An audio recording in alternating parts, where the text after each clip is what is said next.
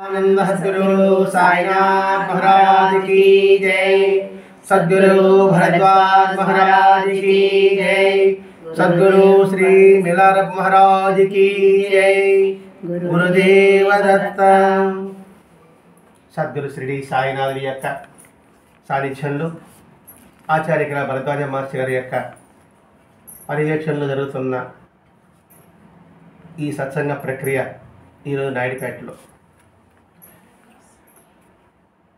గత కొన్ని రోజులుగా శ్రీ మిలారప్ప గారి చరిత్రని సత్సంగాలు వివరించుకుంటున్నాం. గురువారం, శుక్రవారం, శనివారం, సోమవారం. ఈ మిలారప్ప ఆయన టిబెట్ యోగి. మరి ఈ మహాత్మ చరిత్రను మనం ఎందుకు పారాయణ చేయాలి, ఎందుకు శ్రవణం చేయాలి? ఈ మిలారప్ప ఆయన చిన్నప్పుడు బాగా ధనవంతులు, వాళ్ళ నాన్న బాగా సంపాదించారు, అప్పట్లో కోటీశ్వరులు అనుకుందాం. వాళ్ళ ఇంటికి రాకపోకలు ఎక్కువ ఉన్నారు, అతిథులు. కొంతకాలం అప్పటికి వీడికి వయసు 7 సంవత్సరాలు. వాళ్ళ నాన్న జబ్బుతో చనిపోయాడు. చనిపోయే ముందు వీలునామా రాశాడు. ఏది సంరక్షించాలని వాళ్ళ పిన్ని బాబాలకి అప్పగించారు. వాళ్ళు ఏం చేశారు, మొత్తం ఆస్తిని కబళించేశారు. వీళ్ళు నాన్న కష్టాలు పెట్టారు. కనీసం పూటకి తిండి కూడా వేయలేదు. వీళ్ళు ఆస్తి వాళ్ళే అనుభవిస్తూ కూర్చున్నారు. ఉన్నప్పుడు కోపం వస్తుంది కదండి. ఆ పిన్ని బాబాలు బతకలేకపోతే వీళ్ళ నాన్న తీసుకొచ్చి ఇంట్లో పెట్టుకున్నాడు. ఆడు వీళ్ళని రాసి సాక్ష్యం పెడితే కూడా ఆ ఊరు వాళ్ళు నోరుండేవాడి రాజ్యం అనే సామెత లెక్కలో వాళ్ళ నోటికి బయటికి భయపడి ఎవరు వీళ్ళకి సపోర్ట్ రాలేదు. చివరికి వీళ్ళు ఉక్రోషం పెరిగింది. ఇప్పుడు ఏమి చేయలేకపోతున్నాం.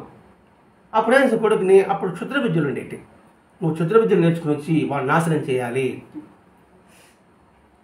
అని కుమారుడికి చెప్పాను.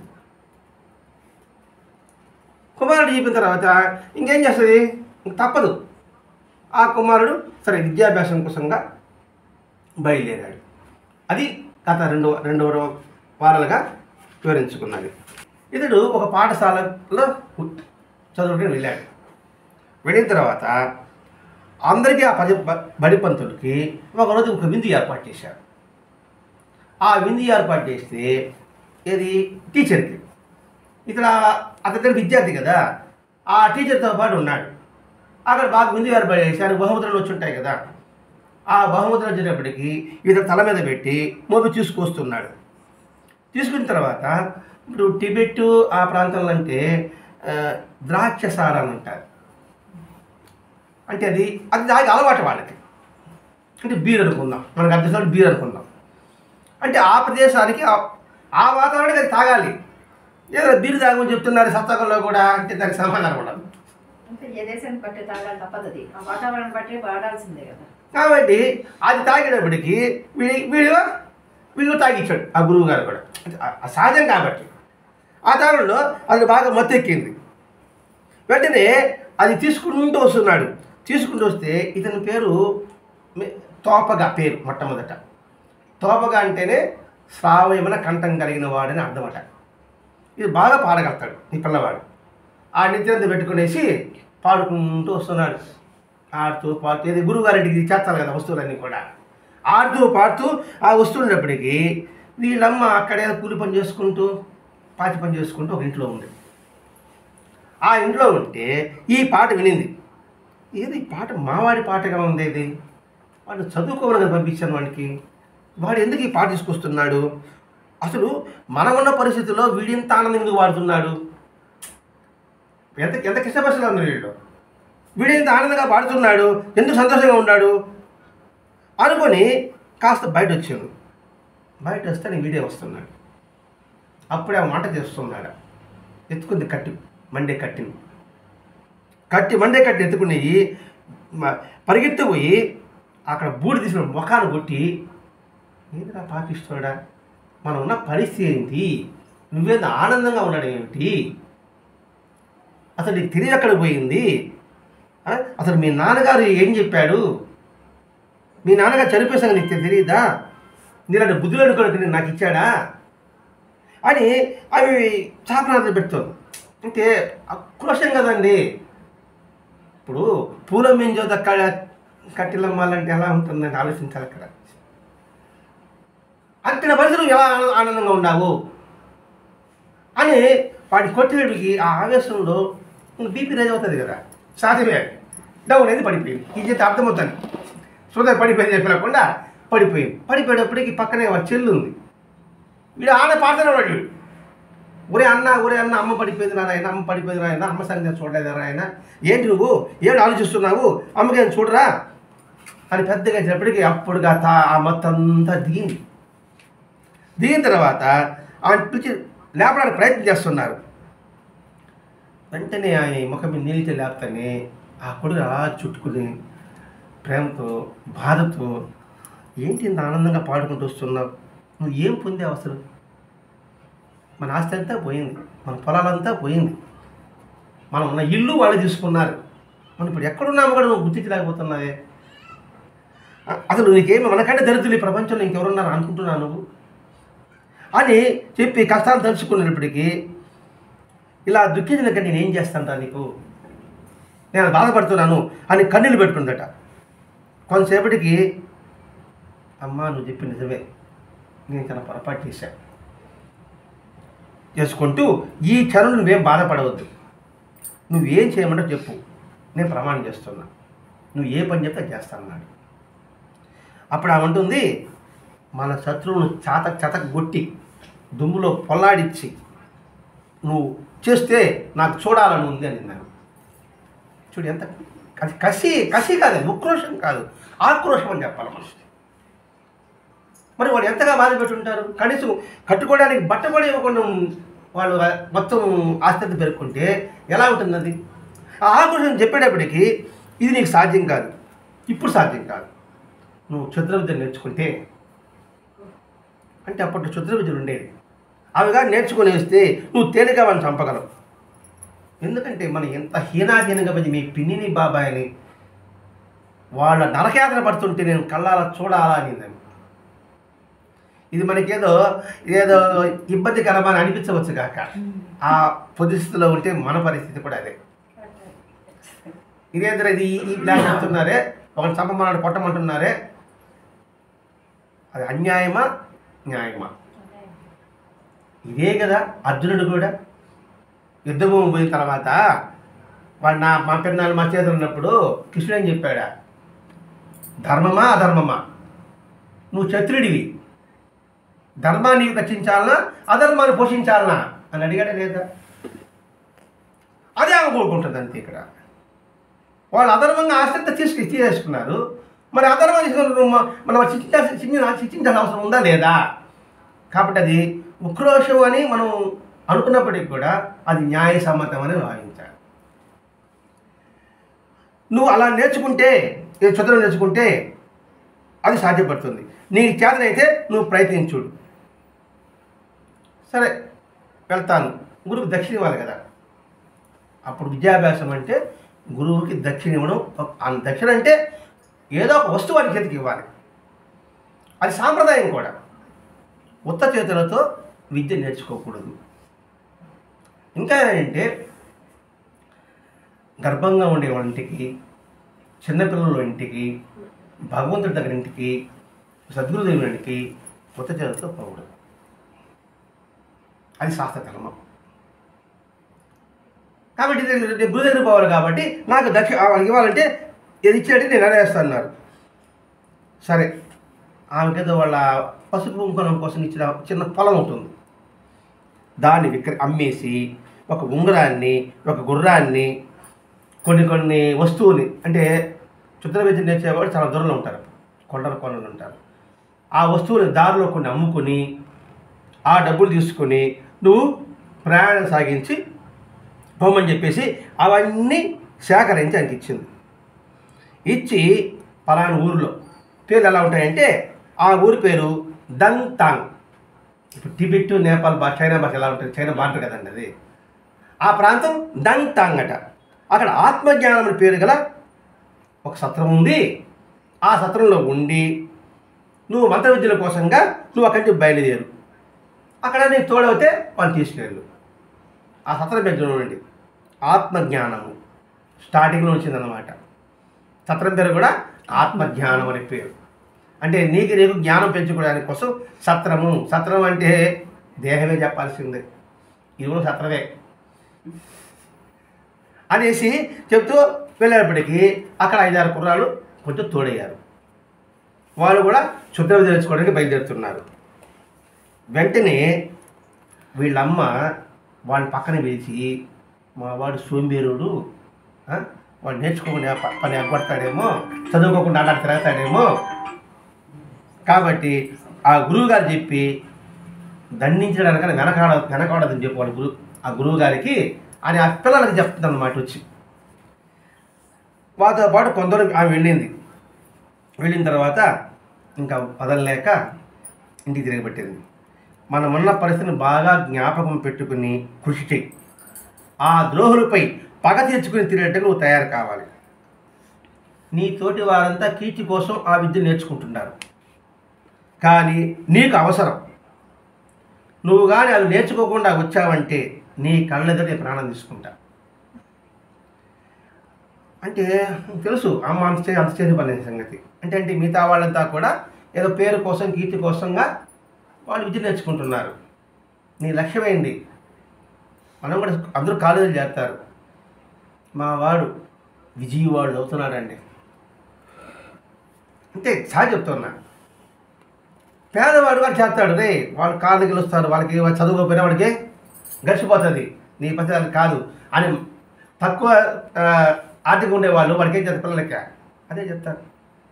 నువ్వు వాళ్ళు చూసి వాళ్ళతో పాటు జలసా చేయబోతావు, వాళ్ళు గడిచినా చదివిన గడిచిపోతుంది. కానీ నీ చేయమంట కాదు, మన చాలా పేదరికంలో ఉన్నాం, సగం పొలం అమ్మి నేను ఖర్చు పెట్టి విజయవాడ కాలేజ్ చేర్పిస్తున్నా. నీ లక్ష్యం ఏంది? మెడికల్ సీట్ సంపాదించడమో, లేకపోతే సిఏలో సీట్ సంపాదించడమో, ఇంజనీరింగ్లో ఐటీఐలో ఎన్ఈటీలో సీట్ సంపాదించడమో అని మనం చెప్తాం కదండి. అట్లా వాళ్ళ చెప్తుంది. ఆ క్షుద్ర విద్య నేర్చుకునేది వాళ్ళ కీర్తి కోసం పేరు కోసం చేసుకోవచ్చు, కానీ నీ ఉద్దేశం అది కాదు, నీ లక్ష్యం అది కాదు. ఉత్తితి మార్గంతో పాస్ అయితే లాభం లే. నువ్వు ఫస్ట్ ర్యాంక్ తెచ్చుకోవాలి, అప్పుడే నీకు ఎన్ఐటీలో కాలేజీలో లేదా ఐఐటీ సీట్లు నీకు వస్తాయి సీటు అని చెప్తాను కదా. అట్లా చెప్తాను అనమాట. అలా రాకపోతే నేను ప్రాణం తీసుకునేస్తాను అంటే ఇంకా అమ్మ అన్నంత పని చేస్తుందని చెప్పేసి. ఇప్పుడు ఆ మాటలంటే తల్లి అలా చెప్తా అంటే బిడ్డ యొక్క మనసు ఎలా ఉంటుందండి? ఎంత బాధతో ఆమె చెప్తుంది, ఎంతగా బతికిన ఆమె కింద కొన్ని వందల మంది అతిథులుగా అన్నం చెయ్యి ఆమె. ఇవన్నీ కొడుకు చూశాడు కదా. అప్పటికి 7 సంవత్సరాలు 9 సంవత్సరాల పిల్లడే చూసినప్పటికి ఎంత బాధ. సరే, అమ్మకి మనం బాధ కలిగించకూడదు, అమ్మ కొరకు నేను నెరవేర్చాలి అని కొందరు పేదంటి పిల్లలు బాగా చదువుకోవడానికి ఎంత కృషి చేస్తారో. ఇప్పుడు గవర్నమెంట్ కాలేజ్ స్కూల్ చదువుతున్నారు 10th క్లాసు. ఆ 10th క్లాస్లో మనకి 600కి 580 తెచ్చిన వాళ్ళు ఉన్నారు. మరి ఎంత కష్టపడి ఉంటారు? అలాగే ఇంటర్మీడియట్లో 980 అట్లా వచ్చిన వాళ్ళు ఉంటారు. వాళ్ళకి కష్టం తెలుసు, తల్లిదండ్రుల కష్టం తెలుసు, కాబట్టి వాళ్ళ కన్నీళ్ళు తొడవాలి అని ఏ విధంగా అయితే అనుకుంటున్నామో ఇప్పుడు ఉండేవాళ్ళు అప్పుడు కూడా అక్కడ కూడా మా అమ్మ కన్నీళ్ళు తొడవాలి అనేసి అమల ప్రయాణం చేశాడు. ఇక దారిలో ఆ వస్తువులు అమ్ముకుంటూ బంగారు నాణాలుగా మార్చుకుంటూ, అప్పుడైతే బంగారు నాణాలు కదండి, బంగారు నాణాలు వెండి నాణాలు అప్పుడు ఎక్కువ. ఇప్పుడు బంగారు నాణాలు అంటే గొప్ప, అప్పుడే మామూలు సాదా సీదా నాణ్యాలు అన్నమాట. అది ఆ గురువు గారికి వెళ్ళాడు, విద్యను నేర్చుకున్నారు. వెంటనే వీళ్ళు కొన్ని కానుకలు ఆయనకి ఇచ్చారు. ఇచ్చిన తర్వాత అంతా విద్యను నేర్పించారు. వీడికి అందరికి తృప్తి అయింది, కానీ ఇతరులకు మాత్రం తృప్తి కాల. వెంటనే గురువు గారు అంతా పూర్తయిన తర్వాత ఒక కోట్ ఇచ్చాడు. ఇంత వేసుకున్న కోట్ అంటే ఒక వస్తువు ఇచ్చాడు అనుకోండి, అందరికి కోట్ ఇచ్చాడు. సరే, అంత తీసుకున్న తర్వాత కొందరు వచ్చిన తర్వాత ఈ విద్యలు పనికిరాదు, ఇంకా విద్యలు నేర్చుకోవాలి. అంటే తను నేర్చుకునే విద్యలు వాళ్ళని చంపడానికి ఉపయోగపడదు. చిన్న చిన్న వస్తువు సృష్టించడం, మాయల మంత్రాలు చేయడం అట్లాంటివి మనకు వస్తుంది. కాబట్టి నేను వచ్చిన పని ఇది వీలు కాదు. కనీసం మొదటి మెట్టు కూడా అడిగా వెళ్ళానని నాకు అనిపించలేదు అని అనిపించేతనికి ఆ కోటిని మళ్ళా చక్కగా మడతేసి మళ్ళీ గురుగారు తిరిగారు. ఆ గురుగారి దగ్గరికి అంటే ఏదో ఓవర్ ఇవ్వాలి కదా. ఇచ్చిన తర్వాత ఆయన సమర్పించి ఇంకా ఏదైనా గొప్ప విద్య నేర్పించండి అని కోరాడు. ఇది దృష్టి ఏంది, ఇతని లక్ష్యం ఏంటి, వాళ్ళ పిన్ని బాబాయిని ఇబ్బంది పెట్టడం. ఇక్కడ ఇబ్బంది పడ్డ పక్కన పెట్టేయండి, లక్ష్య సిద్ధి అనే పాయింట్ మనం పెట్టుకుంటాం.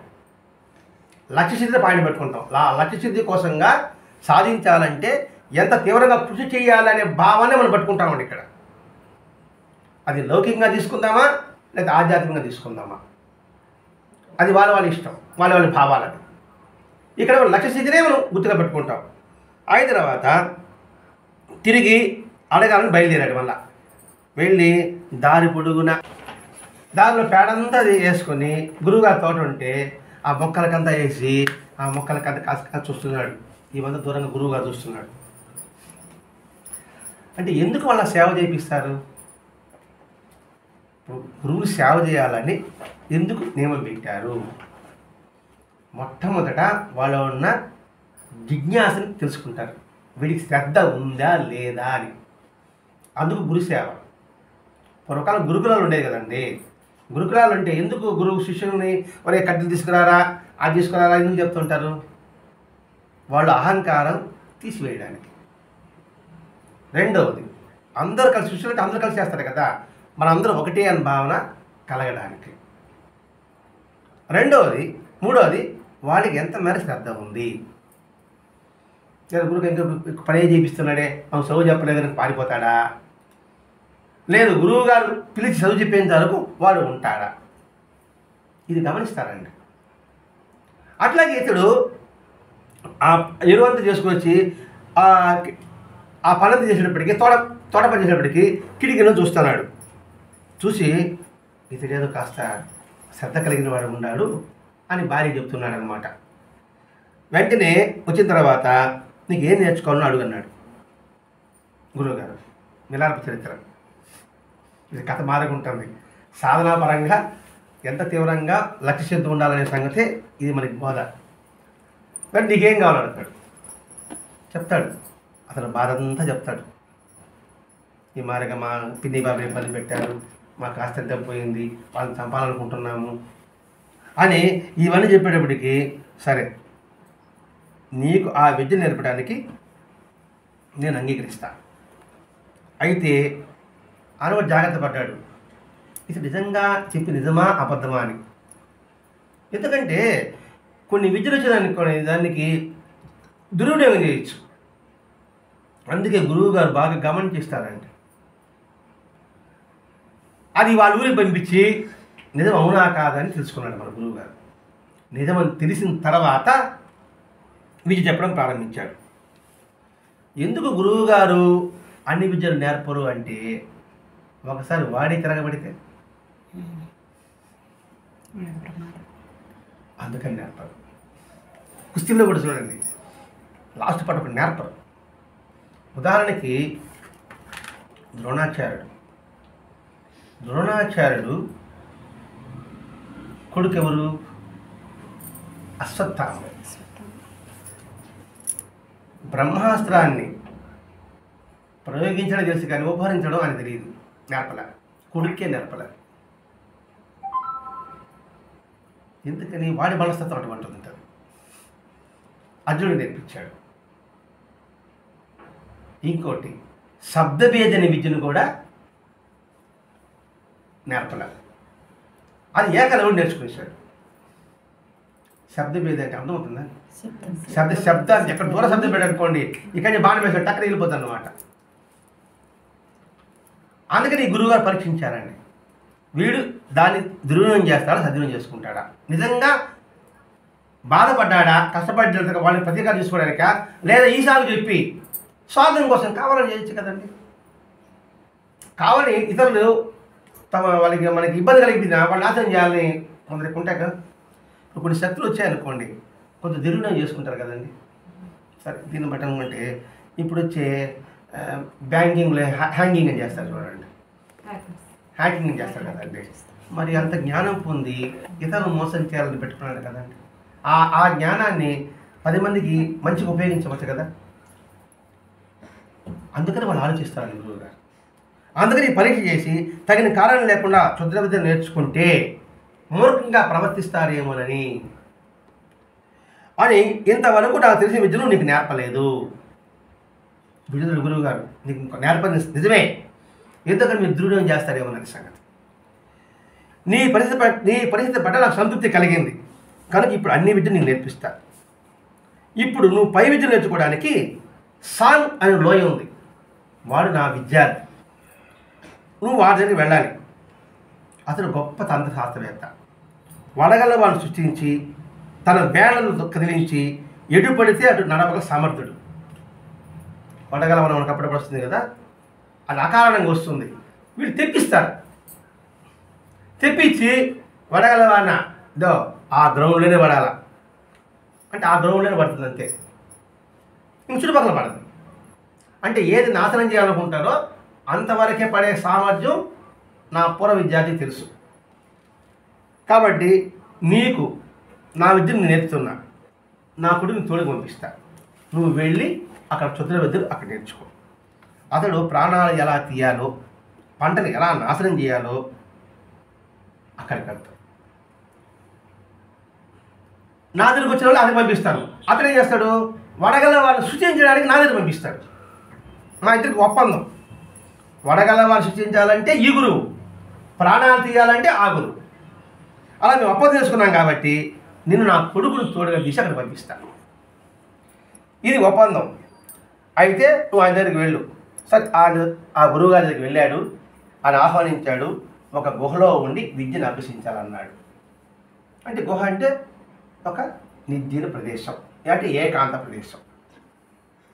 ఆయన అభ్యసించాలన్నాడు. చిన్న గుహ నిర్మించుకున్నాడు, అంతా ప్రాక్టీస్ చేస్తున్నాడు, అభ్యాసం చేస్తున్నాడు. ఇందులో ఒక వికృతమైన ఆకారం వచ్చి ఒక 20-30 తలలు వాళ్ళ కాళ్ళ మీద పడేసింది. ఎవరి కాళ్ళ మీద? ఈ మిలారప్ప కాళ్ళ మీద.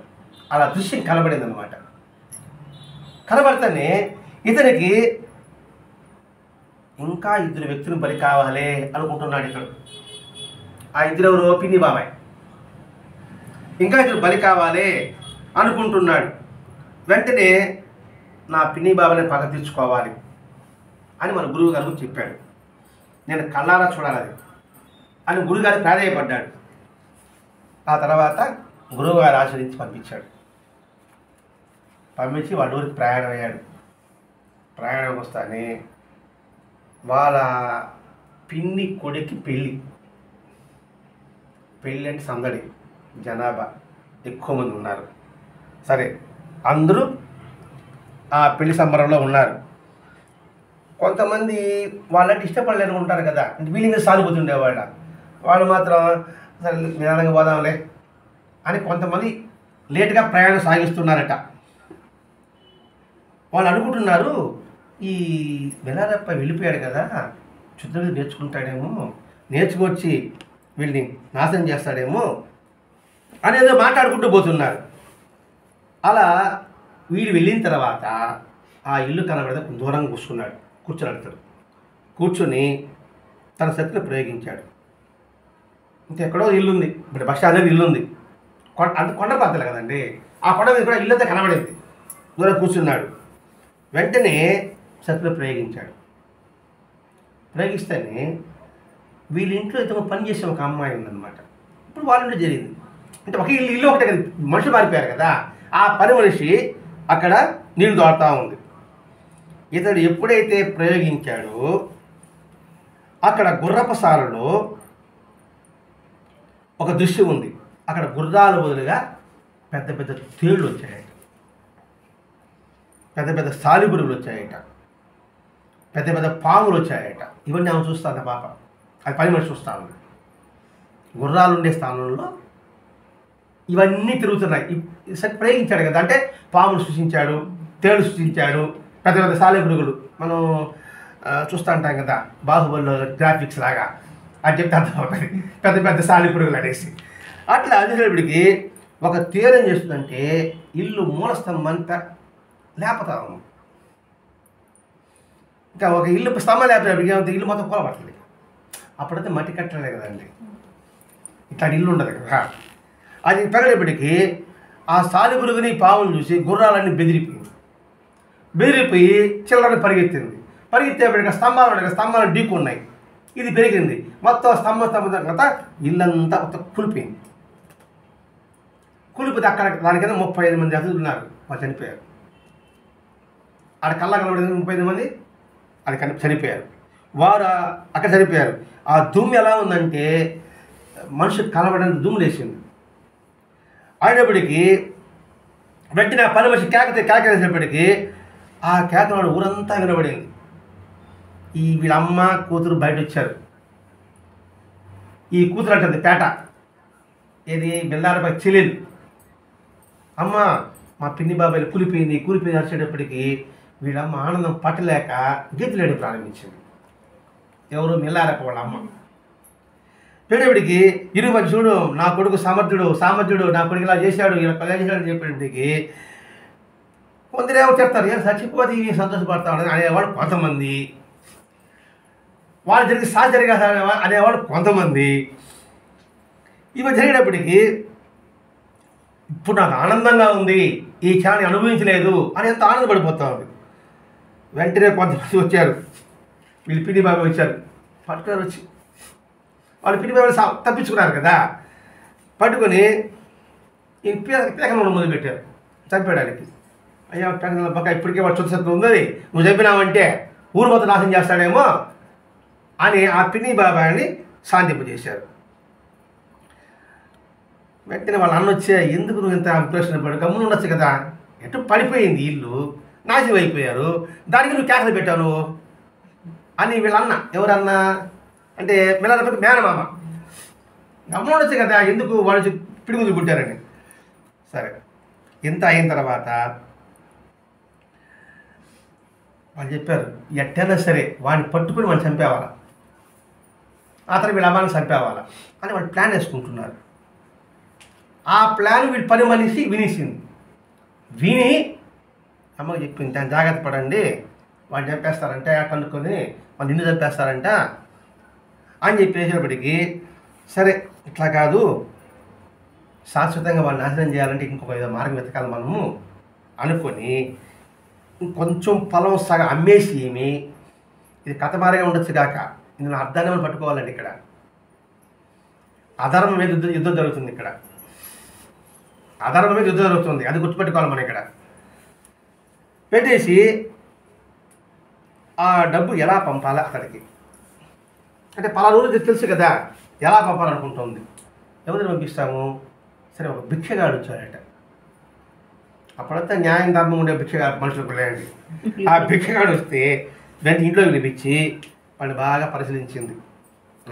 వీడు చెప్పినట్టు ఇక్కడ న్యాయం ఉన్నట్టుగా అనిపించేసి వాడికి కొంచెం వాళ్ళని ఇంట్లో పెట్టుకొని చిన్న చిన్న వస్తువులు తీసుకొని ఆ పిల్లవాడి ఒక చిన్న బొంతం వచ్చి, ఇప్పుడు బొంతం ఉంటుంది, బొంత అంటే తెలుసు కదా, పాత గుళ్ళు పెట్టుకుంటారు కదా, ఆ బొంతను తీసుకుని బాగా చేస్తాను తీసుకునేసి దాంట్లో ఒక చిన్న ఒక పొర తీసి 4-5 పొర ఉంటాయి, బొంత ఉంటాయి తెలుసు, బొంత అంటే 4-5 పొర ఉంటాయి, అందులో ఒక పొర తీసి అందులో బంగారు నాణాలు పెట్టి తెల్ల మాసికి వేసి నక్షత్రాలు ఆ తెల్ల కూడా పుట్టి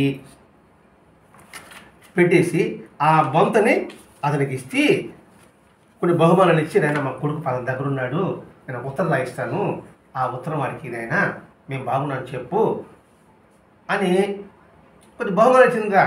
సరే, నమ్మకంతో అతను బయలుదేరాడు.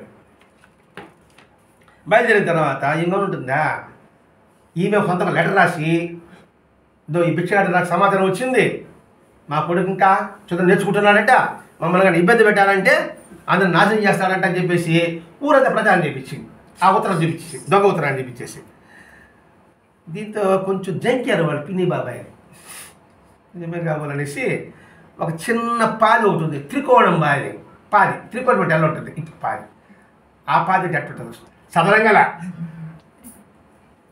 దీర్ఘచతురార్గాలే, ఈ త్రికోణం మారుకుంటే ఎంత ఎట్టుంటుంది భూమి. సరే, ఏదో ముక్కుబొడిగా ఆ భూమి ఇచ్చారట. సరే, ఈ యాత్రికుడు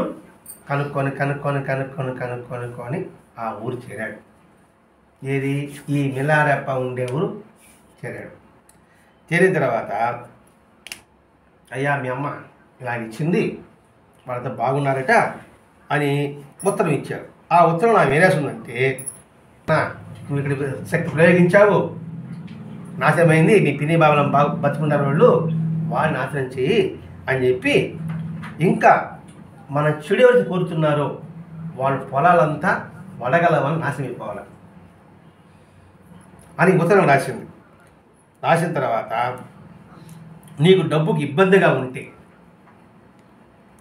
నక్షత్రాల విలువలో ఉన్న మబ్బుల మాటను దాగి ఉన్న ఉత్తర దిశగా ఉన్న లోయలో వెతుకు.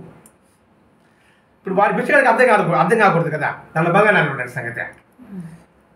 నీకు డబ్బుగా ఇబ్బందిగా ఉంటే నక్షత్రాల విలువలో ఉన్న మబ్బుల చాటును దాగిన ఉత్తర దిశగా ఉన్న లోయలో వెతుకు. అక్కడ మన బంధువులు 7 కనిపిస్తారు. వారు నీకు కావలసి సమకూరుస్తారు. నీవు ఆ లోయను కనుక్కోలేకపోతే ఈ సందేశం తీసుకొచ్చాడే ఆ యాత్రికుడు ఉండేది అక్కడే. దీని గురించి ఎవరు అడగవాక, అంటే ఈ ఉత్తర అర్థమైంది ఎవరు అడగవాక, నువ్వే తెలుసుకోరా ఏం అర్థమవుతుంది. ఇదే అర్థమైన భాష ఉంది. ఇదేమన్నా నీకు డబ్బు ఇబ్బందిగా ఉంటే మబ్బుల్లో నక్షత్ర మాటని వెతుకు, నీకు అక్కడ 7 మంది బంధువులు కనిపిస్తారు, వాళ్ళు తీసుకో, నీకు దారి తెలియకపోతే యాత్రలు చూపిస్తాడంటే ఏం అర్థమవుతుంది. అదే తలగొక్కున్నాడు, ఏం అర్థం కాల, గందరగోళంగా ఉంది. ఆ బంధువుల గురించి మనకి తెలియదు. 7 బంధువులు అంటే ఏం తెలుస్తుంది, వాడికి ఆడ బంధువులు అక్కడ, ఇది అర్థం కాల. వాడిని అడిగితే ఉత్తర సమాజం నాకేం చేశాను, మీ అమ్మ ఉత్తరం ఏమో ఇచ్చాడు నేను అంతే అని వాడు చెప్పాడు. సరే ఇంద్రజాలం కనిపించింది, ఉత్తరం గురువు గారు చూపించాడు. ఆయన తనకి ఎక్కువ, ఆయనకి అర్థం కాదు. సరే ఇది ఏం చూసుకుంటానంటే ఏది పగ సాధించుకున్న తర్వాత కూడా ఇంకా వడగలవని కోరుతుంది ఆమె అని గురువుగారు ఆశ్చర్యపోయాడు. చనిపోయారు కదా, మళ్ళీ ఎందుకు వడగలవని కోరుతుంది అంటే వీళ్ళని ఇంకా దిగజాలని చూసే కొంత బంధువులు ఉన్నారు కదా అనుకోండి. సరే ఇది ఏమైనా పరిష్కరించలేకపోయారు. కానీ ఆయన భార్య మాత్రం స్త్రీలకున్న సహజమైన మెలకువలతో ఆ సమస్య సునాశగా తీర్చిందంట. అంటే స్త్రీలకి టెక్నిక్ తెలుసు అన్నమాట. అది అవి విడగొట్టింది.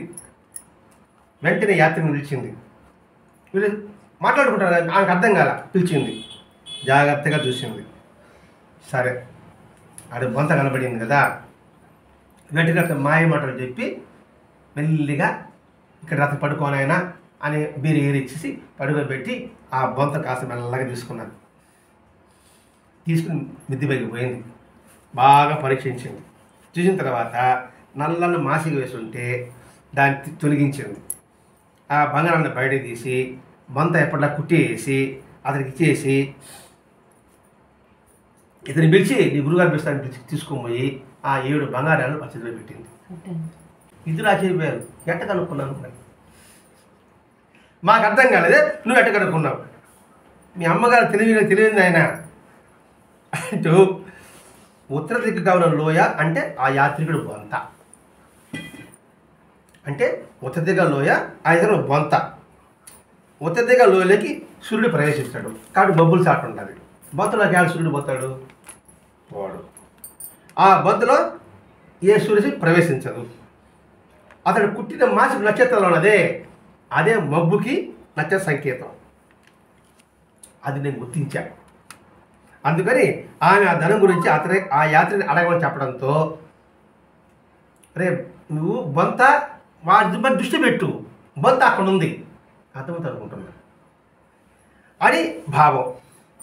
మేము సాధించలేని ఈ సంకేతం మాకు పిల్లలాట కనిపించింది. పురుషులమైన మేము ఆ స్త్రీ చూపిన తెలివితేటకు ముగ్ధులమైనాము. అందుకే అంటారట తపోశక్తి స్త్రీలకు సహజ గుణమని. అది మాత్రం వాస్తవమే. స్త్రీ శక్తి నారీ శక్తి అంటారు కదా, కానీ కొందరు ఉపయోగిస్తారు, కొందరు ఉపయోగించరు. శక్తి అంతలో ఉంటుంది కానీ కొందరు ఉపయోగించరు. సహజ గుణమని మరోసారి నిరూపణ అయ్యింది.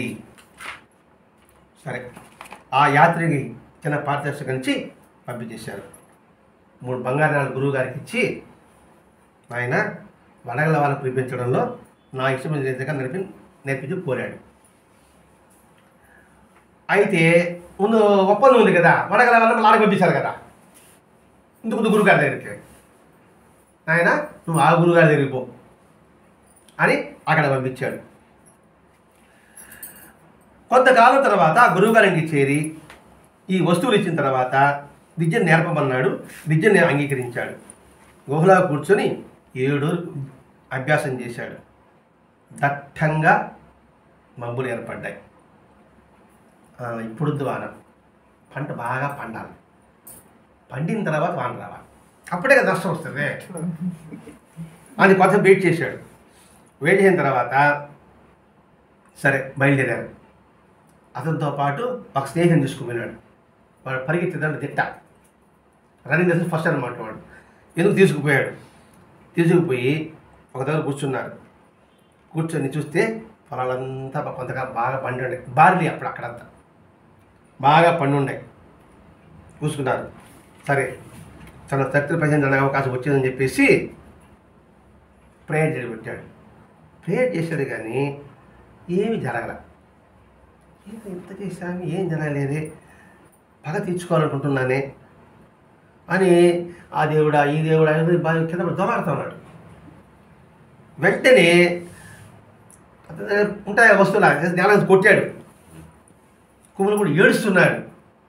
కొద్దిసేపటికి అంత నల్లగా మబ్బులు వచ్చేసాయి. దట్టమైన మబ్బులు వచ్చేసాయి. వేగంగా వడగల వాన పెట్టింది. ఉరుములు మెరుపులు. ఆ పొలాలంతా కూడా నిర్జీవైపోయినాయి. బార్లీ కంకులన్నీ కూడా చెల్లచెదరైపోయాయి. ఈ వానకి కొండలు కదా, మట్టి కడిగి రాళ్ళు కూడా గుడి మీద పడ్డాయి. ఆ పొలాల మీద గుట్లు ఏర్పడిపోతాయి కదండి. ఆ పొలాలంతా కూడా నాశనం అయిపోయింది. వీళ్ళు బాగా తడిచిపోయారు. చలిగా ఉంది. సరే చిన్న గుహ చూసుకుని ఇద్దరు 2 రాళ్ళు కొట్టి లోపల ఏదో గడ్డి, పచ్చిగడ్డి, ఏదో ఎండుగడ్డి ఉంటే దాన్ని రాసుకొని నిప్పుతో చలి రాసుకుంటా ఉన్నారు. నిప్పులు అంటే చెరుముకు రాయిలా ఉంటాయి.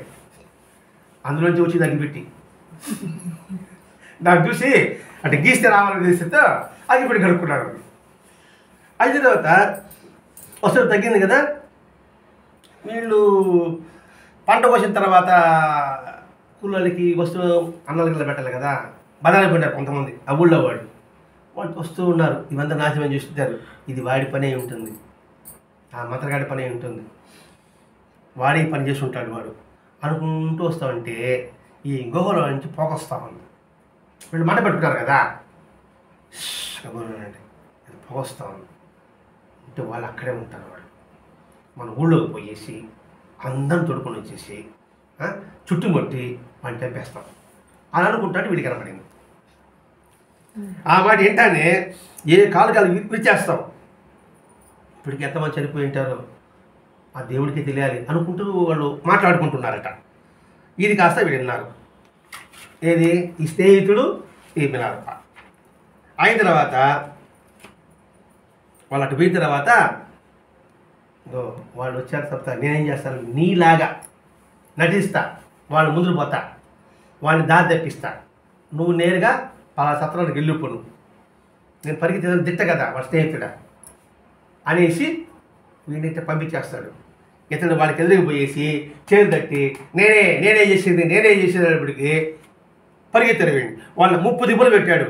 ఇగో నా మీ చేయబడిందా, మీ ఊరి నాశనం చేస్తా, మా తల్లిని మా చెల్లిని జాగ్రత్తగా చూసుకోండి అని వీడు స్నేహితులు అంటున్నాడంట. పరిగెత్తి దిట్ట కదా అలా అనుకుంటున్నాడు. ఇలా వాళ్ళకి ఇబ్బంది పెట్టారా ఊరు నాశనం చేస్తా అని చెప్పేటికి వాళ్ళు కాస్త వెనక్కి తగ్గారు. ఇతడు అంత దూరం పోయామే, మా అమ్మని చూడలేకపోయామే, మా చెల్లిని చూడలేకపోయామే అంటూ బాధపడి తిరిగి వెళ్ళిపోయాడు నిలరెప్ప. సరే వీళ్ళ అన్ని తిప్పి వాళ్ళు కొంచెం జంకారు. వాళ్ళు కూడా సరే వాళ్ళు అటు వెళ్ళిపోయారు. వెళ్ళిపోయిన తర్వాత వీళ్ళు తిరుగుకుంటూ ఆ సత్రం కాడకారు ఇద్దరు కలిశారు. కలిసిన తర్వాత ఏనానైనా నీకేమైనా ఇబ్బంది కలిగిందా అని మాట్లాడుకొని ఎవరికి ఏమి ఇబ్బంది లేదు అనుకొని ఒక సత్రం దగ్గర కూర్చొని భోజనం చేసుకొని గురువు దగ్గర చేరుకున్నారు. నేను విద్య నేర్పించాడే ఆయన వెళ్తానే ఆ గురువు గారు చెప్పేసాడు మొత్తం. ఇలా జరిగింది, మీరు గుహలు దాక్కున్నారు, మీరు పొగ పెట్టుకున్నారు, మిమ్మల్ని చంపాలని అనుకున్నారు, వాళ్ళు పరిగెత్తాడు, నువ్వు ఇటు వచ్చావు అనే కళ్ళ తెలియజేముంది వాళ్ళ గురువు గారికి అని చెప్పాడు. అయిన తర్వాత ఇంతమంది ఆలోచన వచ్చింది దానికి. ఇంతమంది చావులకు కారణమైన నా పగని తెచ్చి ఈ పాపాన్ని మూటగట్టుకోవడానికి ఈ విధంగా తంత్ర విద్యలో అప్పటి వరకు నేను మునిగిపోవాల్సి వచ్చింది కదా అని మళ్ళా పశ్చాత్తాపం కలిగింది. ఇంతమంది చంపేశానే, కాబట్టి దీని ఇక విముక్తి ఎట్లా అని ఆలోచన వచ్చేది. అంటే ఎంత చెడ్డవాడికైనా ఎప్పటికొకసారి ఆలోచన వస్తుంది, వాడు మారతాడు, కాకపోతే సమయం ఉంటుంది. ఈ క్షుద్రోపాసన ఈ 3వ అధ్యాయంలో ఈ క్షుద్ర విద్యను ఎలా నేర్చుకుని ఎలా వాడిని ఇబ్బంది పెట్టాడో, దానికి నేర్చుకోవడానికి కూడా ఎంత కష్టపడ్డాడో అనే అధ్యాయమే ఇది. ఇక్కడి నుంచి వస్తుందండి సత్యాన్వేషణ. అంటే బాధపడి దానికి ప్రాయశ్చితం చేసుకోవాలి. ఇది కాదు ఇతరులు హింసించి బాధ పెట్టడం జీవిత ఆశయం కాకూడదు. ఏదైనా మన ప్రారంభమని భావించుకోవాలి అనే ఆలోచన మొదలు పెడుతున్నాడు. ఇక్కడి నుంచి అసలు కథ. ఆ గురువుగారు అన్వేషణలో వెళితే ఆ గురువుగారు ఇతన్ని ఎన్ని ఇబ్బందులు కాదు, పరీక్ష. నమ్మరు కానండి, ఒక వ్యక్తే 7 అంతస్తుల భవనం కట్టాలి. సాధ్యం అంటారా? ఎవరు సహాయం తీసుకోకూడదు. ఎవరు సహాయం తీసుకోకుండా 7 అంతస్తుల భవనం కట్టాలి. అది సగం కట్టగానే వస్తాడు, నేను ఇంటిగా చెప్పింది తోసి అంటాడు. మొత్తం సదరు పెట్టేవాళ్ళ మళ్ళీ మొదలు కట్టమంటాడు.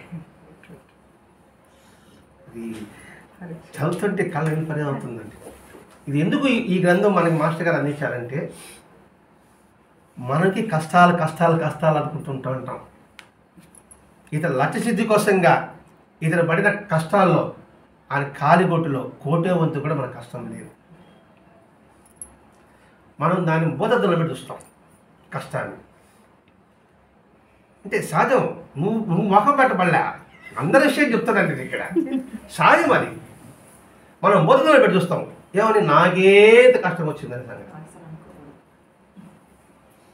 అందుకే మనకి ధైర్యం ఇవ్వడానికి ఇటు లౌకికంగా ఇటు పారమార్థికంగా ఆధ్యాత్మిక ఉన్నతి పొందడానికి మనశాంతి పొందడానికి ఆ ధైర్యానికి ఈ మిల్లారెప్పని టిబెట్ యోగి మిల్లారెప్ప చివరికి ఎంతగా బాధపడి బుద్ధత్వం పొందుతాడండి.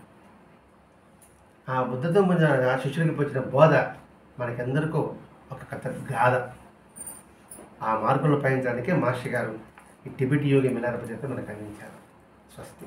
శ్రీ సచ్చిదానంద సద్గురు సాయినాథ్ మహారాజ్ की जय। श्री सच्चिदानंद सद्गुरु श्री मिलारत महाराज की जय। श्री सच्चिदानंद सद्गुरु भरद्वाज महाराज की जय। गुरुदेव दत्ता।